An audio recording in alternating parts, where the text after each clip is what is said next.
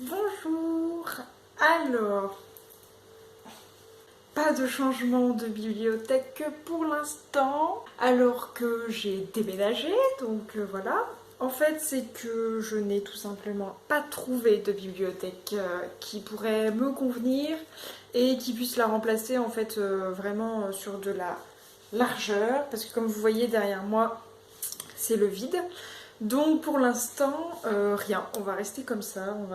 On va rester avec cette petite bibliothèque qui risque incessamment sous peu de se casser. On va pas se mentir, mais bon, c'est pas grave. Et aujourd'hui, voilà. Aujourd'hui, je me disais qu'on pouvait peut-être parler d'Halloween qui arrive. Alors vous voyez, j'ai mis mon petit t-shirt de L'étrange Noël de Monsieur Jack. Alors oui, l'étrange Noël de Monsieur Jack, c'est pour Noël. Mais non, parce que moi je trouve qu'il fait un petit peu peur ce film. Enfin, quand j'étais petite, je trouvais qu'il faisait peur. Et voilà, donc je me suis dit, bon bah allez hop, je mets le t-shirt, c'est parti. Et je pense vous faire des recommandations pour passer une bonne soirée de l'Halloween. Je sais qu'on dit Halloween et pas l'Halloween, merci bisous.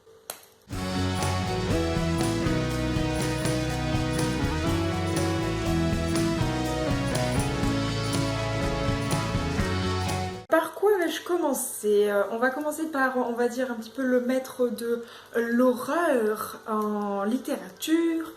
Voilà, hein. On ne le présente plus, Stephen King. Donc je vais rapidement commencer par deux livres qui, je pense, en fait, peuvent se lire vraiment en une soirée, quoi. Vraiment, si vous voulez vous faire 20h, 5h du matin en lecture, et je pense que ces deux livres, ils sont super bien. Donc il y a Carrie. Carrie, j'en avais déjà parlé lors d'une précédente vidéo. Carrie, c'est juste l'histoire d'une lycéenne qui se fait harceler par ses camarades de classe et aussi qui se fait maltraiter, hein, ça c'est sûr, par sa mère. Et en fait, elle a un pouvoir de télékinésie, donc elle déplace les objets. Et puis à la fin, voilà, ça se termine avec un bon bal bien sanglant. L'image vraiment qu'on a de ce livre, c'est ça, parce qu'il y a eu des adaptations cinématographiques. Et vraiment, l'ambiance, elle est. Voilà, on est sur vraiment quelque chose qui est bien à la King, bien dérangeant à lire, et puis vraiment super bien écrit, quoi. Donc en une soirée, ça peut facilement se lire parce qu'il est tout petit. Donc voilà, franchement, un bon livre qui se lit d'un coup, et puis voilà, franchement, pour passer une bonne soirée sous le plaid avec des bougies, ce sera chouette. Donc il y a celui-là, donc Carrie de Stephen King. J'enchaîne tout de suite avec Marche ou crève. Alors Marche ou crève, on n'est pas vraiment sur la thématique de l'horreur parce que en fait il n'y a pas du tout on va dire de fantastique dans ce roman-là. Mais pareil, en fait on est sur un format très court et à titre personnel je l'ai lu en une soirée. Ça doit faire il y a déjà plus de 4 ans. Et en fait, voilà, en une soirée je l'ai lu parce qu'il se lit extrêmement vite. Et donc l'histoire, c'est l'histoire de Garati qui est un jeune homme qui va participer à la longue marche. Et la longue marche, du coup, qu'est-ce que c'est? C'est une marche très longue où ils doivent marcher. Et quand ils s'arrêtent, quand ils ne peuvent plus marcher, ils se font tirer dessus, je crois, puis en fait ils meurent en fait. Donc c'est un peu le koh un peu koh meurtrier, quoi, voilà. Ah! Et vraiment, voilà, on retrouve le King, on retrouve un peu aussi quand même, un peu cette angoisse, parce que voilà, ils tombent un par un autour du personnage principal. Donc franchement, c'est un peu randonné, mais en fait, c'est hyper bien. Et puis en une soirée, nickel, quoi. Moi, je l'ai lu en une soirée, j'étais très contente. Donc voilà, Marche ou crève. Et là, si vous voyez, c'est marqué que Stephen King, en fait, il avait écrit ce roman sous son pseudonyme Richard Bachman. Et ce qui est drôle, c'est que étrangement, tous les romans auxquels il avait signé avec ce nom-là, ont bizarrement moins bien marché. Donc comme quoi, certaines personnes achètent particulièrement parce que ils voient le nom Stephen King écrit en très gros ici.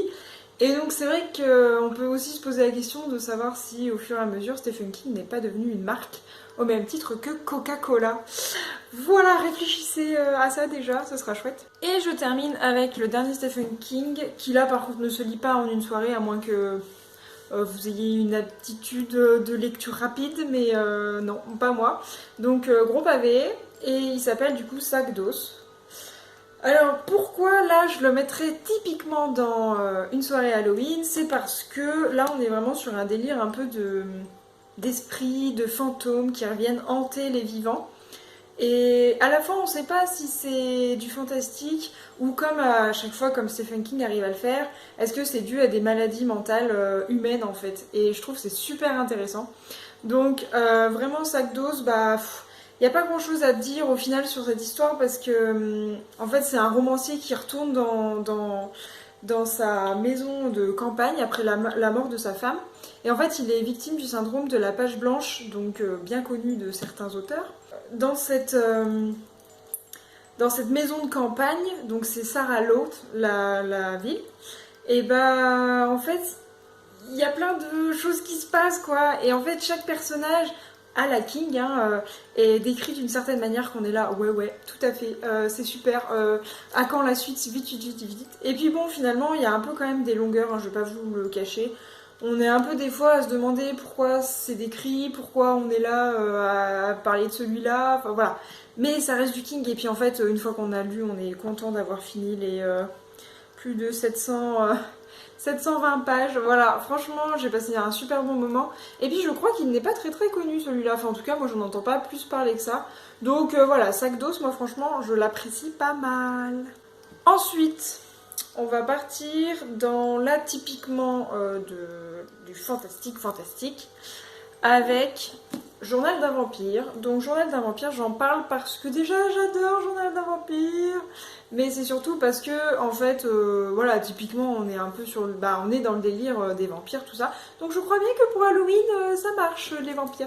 Et puis il y a tout ce qui est loup-garou, il y a aussi après sur certains tomes, je crois que le tome 7 ou quelque chose comme ça, on est parti carrément sur le folklore japonais avec des kitsune, enfin c'est vraiment très divers, voilà. Et je me souviens de quelques scènes qui étaient vraiment pas très belles. Genre la transformation d'un loup-garou, vraiment avec la description là du poil qui se transforme et tout. Enfin, vraiment, c'était pas trop ça. Mais c'est surtout que, mesdames ou mesdemoiselles ou même messieurs, il y a Damon Salvatore dans ce roman. Donc voilà, il faut un moment remettre les choses où elles sont. Et il faut lire ces romans, voilà. Merci. Bon, alors après, c'est un peu vieilli parce que ça a été dans les années 90. Donc ça se sent, voilà. Mais bon, ceux qui aiment bien les ambiances un peu witchy, concrètement, il y a des packs de sang, il y a une sorcière, il y a une herboriste, enfin, je veux dire, il y a tout qui est réuni pour passer une bonne soirée Halloween. Hein. Bon, bah, je pars sur Démonica, évidemment. Là, on est sur de la Bitlit, du coup, de Milady. Démonica, j'en ai parlé lors de ma toute première vidéo, parce que c'est vraiment une saga que j'adore et que je ne me séparerai jamais. Voilà, et donc bah concrètement là on est sur de l'urban fantasy, donc on a des vampires, on a des démons, on a du sang, on a de la violence, on a tout ce qu'on veut, et on a une superbe romance entre Eidolon et Tayla. Et vraiment, voilà, moi j'adore toujours cette ambiance. Si vraiment vous voulez voir, et bah faut aller regarder ma vidéo. Et puis je pense qu'il y a d'autres gens qui en parlent, genre Nina Quill, elle arrête pas d'en parler. Donc vraiment, une super série, et puis ça se lit quand même extrêmement vite, dans le sens où ça reste de la bitlit. Donc il y a pas mal de dialogues en fait surtout, les dialogues ça fuse, on n'a pas trop le temps de s'arrêter et puis dire voilà, vraiment ça déchire et du coup bah je suis trop contente de pouvoir le représenter, ça me donne une excuse, vive Halloween. J'enchaîne avec Au bord de la tombe, donc Chasseuse de la nuit tome 1. Celui-là je l'ai lu, alors j'en ai parlé quand j'ai fait mon petit vlog nettoyage parce qu'ils étaient tout sales. Et là ça va beaucoup mieux, donc voilà. Là typiquement on est encore sur une histoire de vampire, il n'y a pas forcément de démons à proprement parler comme dans les Démonica, mais là on est vraiment sur des vampires avec une superbe romance. Et donc on est entre Kat et Bones, Bones c'est le vampire et Kat c'est une hybride, une mi-vampire mi-humaine. Et puis voilà, ils vont se rencontrer, faire des étincelles, tuer des vampires et puis essayer de survivre aussi. Donc franchement c'est plein d'humour, c'est vachement bien écrit. Et il y a, je sais pas combien, j'ai acheté tout le reste des tomes, il y en a 9 je crois. donc faut peut-être que je me mette à aller lire. Mais vraiment, j'adore l'ambiance, et la particularité, c'est que, à contrario de Démonica, tous les autres tomes, c'est un autre des frères ou un autre des personnages. On reste pas sur le couple du début. Alors que là, en fait, tous les autres tomes, apparemment, on suit Cat et Bones, à part vers 7-8 tomes, où là, on change de couple, je crois. Mais donc, pour moi, ça va être une première de suivre, en fait, le même couple pendant plusieurs tomes. Donc, j'ai hâte de voir ce qui va se passer. J'enchaîne avec les seuls vrais romans policiers que j'ai dans ma bibliothèque, et qui sont peut-être même plus édités, j'en sais rien. Je les avais achetés, pour vous dire, genre dans un rayon supermarché à Auchan ou quelque chose comme ça. Mais j'avais complètement accroché. Roman policier, donc ça s'appelle Lily Bard, et le premier tome c'est Meurtre à Shakespeare. Voilà, regarde-moi cette belle couverture. Donc c'est assez court, hein. Il y a plusieurs tomes du coup. Et là, Lily Bard, donc ça parle de Lily Bard.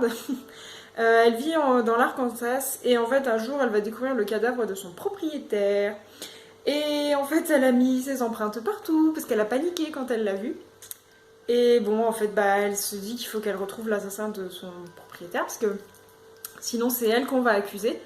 Et franchement c'était trop bien. Là j'en ai un vague souvenir parce que ça fait hyper longtemps que je les ai lus.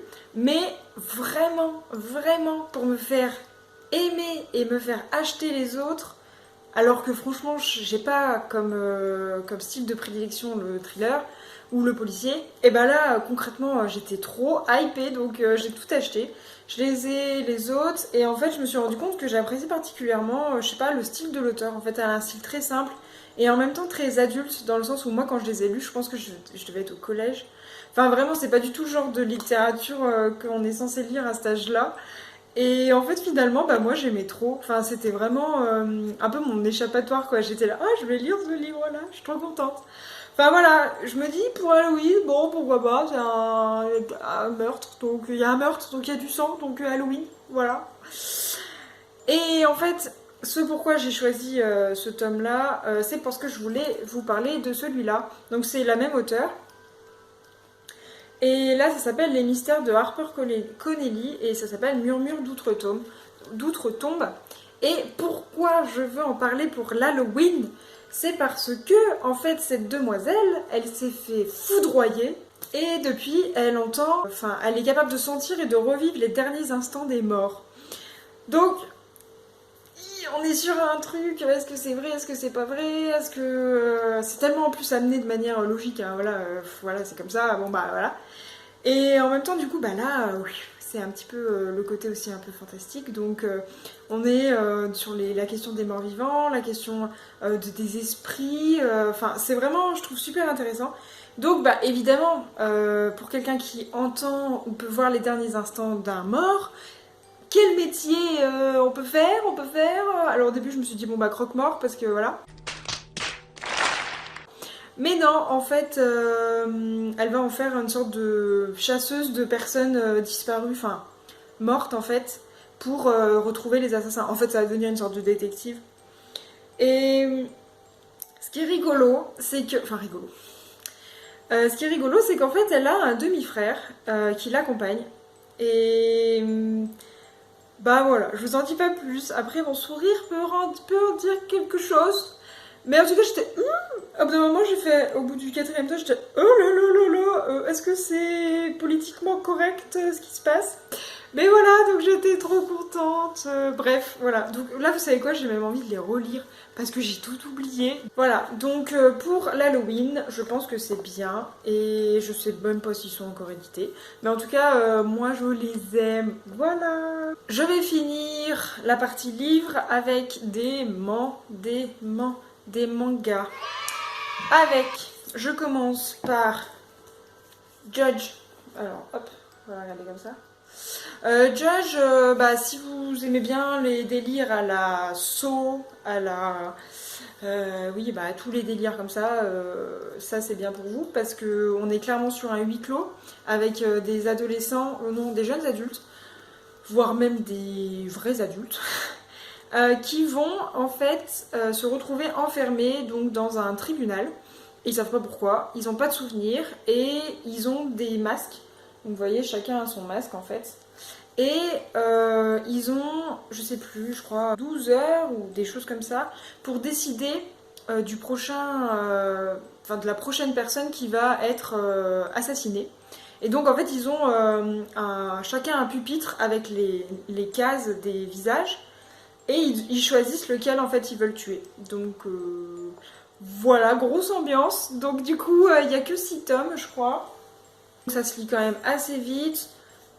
J'avoue que c'est pas ouh, hein, mais c'est quand même super et dans le sens où ça a eu quand même pas mal de succès. Et puis moi, bah, j'ai mis du temps avant d'acheter la suite parce qu'en fait j'ai complètement zappé. Voilà, et puis maintenant que je les ai tous, bah, je sais le dénouement final. Donc c'est vraiment pas mal. Et puis voilà, ça fait peur parce que des fois il y a des planches, elles sont vraiment pas belles avec les cadavres et tout. Enfin, c'est vraiment pas chouette. Mais voilà, vous voyez, typiquement, on n'est pas sur quelque chose de très. C'est pas les bisounours quoi. Donc voilà, c'est chouette. Évidemment que je vais parler de mangas, mais des mangas que j'aime forcément. Regardez-moi ce beau gosse. Donc ça s'appelle Pure Blood Boyfriend. Donc je sais pas, pur sang boyfriend. Attendez, hop là la notif. Pur sang boyfriend, bref, donc ça parle de vampires. Et des vampires, mais qu'est-ce qu'ils sont beaux. Il est beau, il est beau, il est beau, il est beau. Voilà, bon l'histoire, il n'y a pas grand chose à dire, il est beau. Voilà. Il y a une histoire que le gars il a sauvé la fille. Et puis il se retrouve, je sais plus combien d'années plus tard, et elle finalement bah, elle est un petit peu amoureuse de lui, donc voilà. Mais il y a aussi ce que j'aime bien, un autre personnage, je suis pas sûre de le voir ici. Il doit être dans les autres tomes. Ah il est là. Quel BG, il est tellement beau. Il est trop beau, regardez. Enfin là on voit pas très bien, mais je vous jure qu'il est trop beau. Et au bout d'un moment, il a une sorte de transformation, genre il a des oreilles de chat, je crois, ou de renard, je sais plus. Bref, là, quand je l'ai vu, ça m'a tuée. J'étais dead. J'étais là, je l'aime. Alors que normalement, c'est lui que je suis censée aimer, parce que tu vois, les cheveux noirs, j'adore. Et puis, c'est un vampire, donc youpi. Et puis, il est trop badass. Mais j'avais trop un faible pour l'autre, et puis voilà, donc finalement, bah j'ai aimé un petit peu les deux. Voilà. Mais donc là, grosse ambiance, hein, on est sur des costumes noirs, on est sur du dark, voilà, tout est noir, c'est noir. Mais c'est trop bien, c'est trop chouette, et puis voilà, j'apprécie grandement ma lecture. En fait, ma soeur m'avait offert les 3 premiers, du coup j'ai lu les 3 premiers, et ensuite j'ai commandé, il y en a 10 et j'ai commandé les 7 autres dans la foulée. Voilà, je veux dire, j'ai passé ma commande chez Deux Citres et je suis arrivée, parce qu'Alice était là, et elle me dit ah, c'est vous qui avez commandé tous ces mangas. Genre, à croire, personne ne commande 7 mangas d'un coup. Donc j'étais là, oui, c'est moi. Et puis elle m'a dit ah, bah dis donc, ça fait beaucoup, hein. J'étais oui. Et puis effectivement, quand je suis passée à la caisse, ça faisait beaucoup. Mais j'étais trop contente. Et puis voilà, j'ai passé un agréable moment. Là, j'ai de nouveau envie de les lire. Donc peut-être que pour la soirée d'Halloween, va falloir que je me décide. Mais je vais certainement lire des choses. Oui. Alors ensuite, je voulais me terminer en me disant oui, il y a peut-être des gens, en fait, ils ne lisent pas de livres. Ils regardent ça. Mais ils lisent pas de livres. Et je me suis dit que même des gens qui lisent des livres, ils peuvent aussi avoir envie de regarder des vidéos. Donc j'ai fait juste une sélection de 3 chaînes qui je pense pourraient satisfaire n'importe qui aime un petit peu frissonner, pour Halloween particulièrement. Donc du coup j'ai notamment noté le Grand JD, donc c'est un youtubeur suisse qui se penche un peu sur le côté paranormal. Et voilà, il fait des vidéos où il part explorer des bâtiments abandonnés, des choses comme ça. Il a beaucoup de matériel et voilà, vous y croyez ou vous y croyez pas. En tout cas, bon, des fois, franchement, dans le noir avec des pop-corn en famille, ça peut être chouette de regarder ça parce qu'on a des petits frissons, on est là, ouh, ça va se passer ou pas. Donc il y a vraiment le Grand JD, ça pourrait être sympa. Dans le même genre, et en plus ils se connaissent.